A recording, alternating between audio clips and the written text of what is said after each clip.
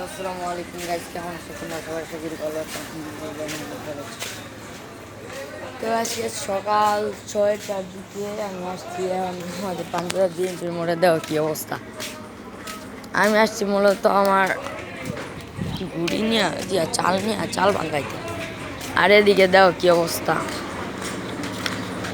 এই যে একটা গাড়ি ধানের পুরো ফুল ভরপুর, ঠিক আছে?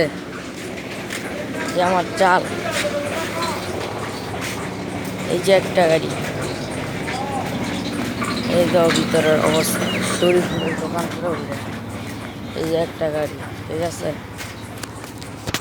পুরাই ভরায় না। তো এদিক দিয়ে আবার আমাদের মেহেদি ভাই যেতেছে সকালে দাঁত ব্রাশ করতে করতে, হাঁটতে হাঁটতে। তাই আমি চলে যাম বাসায়। হ্যাঁ, এই অবস্থা, ঠিক আছে? তো ভাই আজকের জন্য কই ভিডিও ভালো লাগে, ভিডিওতে লাইক পেজটা ফলো চ্যানেলটা সাবস্ক্রাইব। ততক্ষণের জন্য বাই বাই।